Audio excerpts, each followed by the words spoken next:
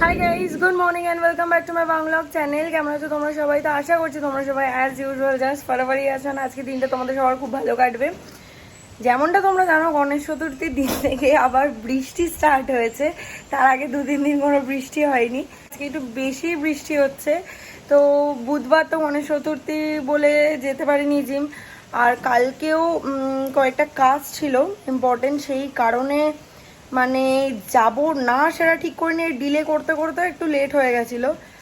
আর আজকে রেডি হয়ে গেছি, ফ্রেশ হচ্ছি, এদিকে কন্টিনিউয়াস বৃষ্টি পড়ছে। আর আমি কি রিস্ক নিয়ে কালকে কত জামা কাপড় ধুয়েছি, দেখো সব মেলা রয়েছে এখানে, মানে ভর্তি পুরো মেলা, বাট কিচ্ছু শুকোতে পারছে না।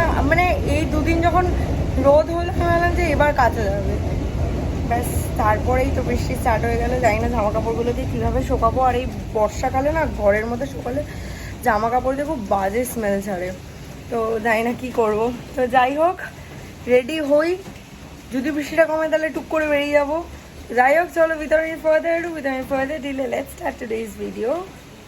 বৃষ্টি থামতে থামতে অনেক লেট হয়ে গেছে, আর এমনিতেও আজ স্যাটারডে, তো ভাবলাম দুজন মিলে বেরিয়ে আসা যাক। তো চলো ঘুরে আসি।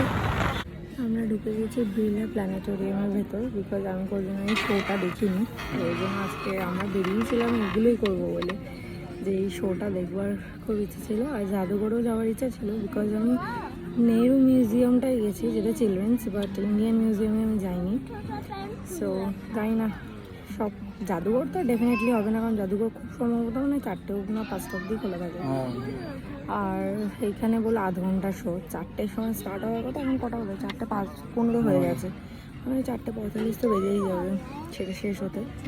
জানি না ভিক্টোরিয়াও যেতে পারবো কিনা, ভিক্টোরিয়ার ভেতরেও আমি যাইনি কোনোদিনও, মানে ভেতরে গেছি বাট ওই ওই কী বলে মিউজিয়ামটা বা হোয়াট এভার ইট ইজ, ওইটা দেখিনি আর কি।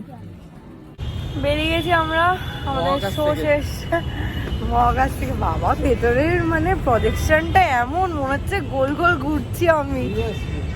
চলো ওদিক দিয়ে ঘুরে যাই। হ্যাঁ, এই জায়গাটা ঘুরে একবার যাই। আমার ফার্স্ট টাইম বিড়লা প্ল্যানেটোরিয়াম, মানে কেউ শুনলে হাসবে। আমি এসছি আগে। হ্যাঁ, ও এসছে ভালো, অনেক, আমি তো বহু বছর বাদে আসলাম, কোন ছোটবেলায়। হ্যাঁ, তুই বলেছিলিস মহাকাশ দেখা যায়, কিন্তু শো ফো হয় এটা তুই বলতে পারিস নি, মানে তুইও ভুলে গেছিলিস ব্যাপারটা। হ্যাঁ, যাই হোক, বেশ ভালো লেগেছে, এটা অন্যরকম এক্সপিরিয়েন্স। হ্যাঁ, সেই উল্টো দিকে চার্চে আমাদের স্কুটিটা রাখা ছিল, ভেবেছিলাম চার্চে যাবো, কিন্তু তাও প্ল্যানটা চেঞ্জ করলাম। আমরা যাচ্ছি এখন হচ্ছে ভিক্টোরিয়া, বিকজ আর বেশিক্ষণ সময় নেই। ভালো লাগে। হ্যাঁ, আমি চার্চটায় আগে এসছি একবার, ভেতরে গেছি,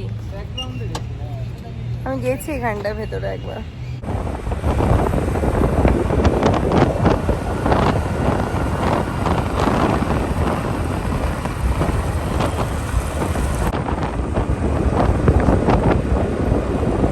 ভিক্টোরিয়ার ওখানে আমরা পার্কিং পাইনি, তাই আমাদেরকে বাধ্য হয়ে চলে আসতে হয়েছে। এমনি তো আর বেশি টাইম ছিল না, তো আমরা স্ট্রেট চলে এসেছি বাবুঘাটের এখানে। এখানে হাঁটছি, বসছি, দেখছি, ঘুরছি, টাইমটা এনজয় করছি। আমরা কোনোদিন এইভাবে এসে হাঁটিনি, ঘুরিনি জায়গাটাকে। এসছি, সবাই মিলে বসে গল্প করেছি, চা খেয়েছি, বেরিয়ে গেছি। এইভাবে মানে অনেকটা মানে সেই প্রেরণাঘাট না কোথায়, আমরা না প্রেরণাঘাটও না, প্রেরণাঘাটেরও পিছনে আমরা রেখেছি স্কুটি। এত দূর হেঁটে এসছি আমরা বাবুঘাট অব্দি।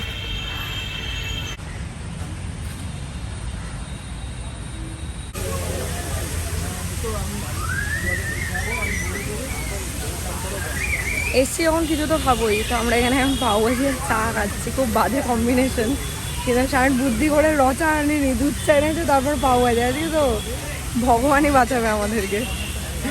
বেরিয়ে যাচ্ছি এখান থেকে আমরা এবার স্ট্রেট বাড়ি। তাই তো ভালোই গেল আজকে দুপুরটা, বল? তুই আবার বলছিলিস গাড়ি নিয়ে আসবি, বৃষ্টি পড়বে, দেখেছিস? আমি বললাম তাতেই ভালো হলো। মেঘলা ওয়েদার, মাঝে মাঝে বৃষ্টি হচ্ছে, মাঝে মাঝে থামছে। ভাগ্যের বৃষ্টিটা আরো হয়নি, ওই জন্য আমরা শান্তিতে একদম স্কুটিতে ঘুরতে পেরেছি। ফ্ল্যাটে এলাম, ফ্রেশ হলাম, সন্ধে দিলাম, চেঞ্জ করলাম, করে এখন বেরোচ্ছি, বাড়ি যাবো। চলো যাওয়া যাক। এই চেঞ্জটা দরকার ছিল, ও তো কিচ্ছু করেনি, শুধু মুখ ধুয়ে নিল। তার কি করবো আমি? আমার মনে ছিল যেন কত কিছু মানে ছাপিয়ে রেখেছি বোঝা, স্পেসিফিক্যালি হেলমেটটার জন্য। এখন আর বাইকে করে আমরা এত দূর যাই না, খুব কম টাইমে যাই যখন আমরা ট্রাফিক অ্যাভয়েড করার থাকে, তাড়াহুড়োর ব্যাপার থাকে। আজকে কোনো তাড়াহুড়ো ছিল না, বাট ওই সবসময় গাড়ি নিয়ে বেরোতে ইচ্ছে করে না, ওয়েদারটা দেখ, বাইক কারণ বাইক স্কুটির একটা আলাদাই থ্রিল রয়েছে। কিন্তু এই কোমরটা আর সেটা আমাদের এখন আর অভ্যেস নেই বলে এত দূর জার্নির। আমি আর স্কুটি আনিনি, শায়ন আমাকে ড্রপ করে দিয়ে গেল। চলো ভেতরে যাওয়া যাক। ফ্ল্যাটে তাড়াতাড়ি চলে এসেছি কারণ শায়ন আজকে আসার সময় একটু চিকেন কিমা নিয়ে এসছে, এবার সেটা রান্না করব। আর মানে অ্যাকচুয়ালি আমিই বলেছিলাম নিয়ে আসতে, বিকজ রাতের কিছু ছিল না আজকে, সেরকম একটা কিছু রাতের জন্য করাইনি। আর রাতে সাধারণত ওই একটুখানি একটু কিছু রুটির সাথে একটু কিছু কষা টাইপের খেতে পছন্দ করে, বা একটু মানে আলুর দম হোক বা তরকারি বা রুটি খেতে পছন্দ করে, ভাত না। তো ওই জন্য আজ আর ওর জন্য আমি রাতে মাছ রাখিনি, রান্না করাইনি। এখন চিকেন কিমা ছোট ছোট আলু দিয়ে, একদম তরকারি সাইজের আলু দিয়ে আমি কষা করছি, দেখে দিচ্ছি তোমাদেরকে। তেলের মধ্যে গোটা গরম মশলা দিয়ে আমি পেঁয়াজটা ভাজছি, আর এই সাইজের ছোট ছোট আলু আমি কিউব করে ভেজে তুলে রেখেছি। আর এখানে রয়েছে আদা রসুন আর কাঁচা লঙ্কা পেস্ট, 4টে মতন কাঁচা লঙ্কা দিয়েছি। আর রসুন গুনিনি, আদা তো মানে সব এগুলো আন্দাজ মতন দিয়েছি। এখানে টমেটোটা কেটে রেখেছি, টমেটোটাকে পেস্ট করব। আর এখানে দুধটা নামিয়ে রেখেছি দই পাতবো বলে। তো যাই হোক, আর যেরকমভাবে মাংস কষা করে, চিকেন কষা যেভাবে করে, এটাও ওইভাবেই করবো। তো সেটার মধ্যে ঝোলটা কম রাখবে, একদম মাখো মাখো করবো এটা।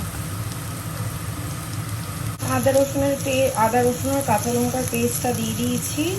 ওটার কাঁচা গন্ধটা গেলে আমি একটা গোটা টমেটো দিয়েছি, মানে গ্রাইন্ড করেছি আর কি, বাট উইথাউট ওয়াটার। এটা জাস্ট টমেটোটা রয়েছে, টমেটো পিউরিটা। মশলা চিকেন সবই দিয়ে দিয়েছি, দিয়ে সামান্য পরিমাণে একটু জল দিয়েছি। আলু ফালু চিকেন সব, চিকেন আর কি, চিকেন তো একদম ছোটো ছোটো সেদ্ধ কখনই হয়ে গেছে, আলুটাও সেদ্ধ হয়ে গেছে। নামানোর আগে একটু ঘি গরম মশলা দিয়ে নামিয়ে দেবো।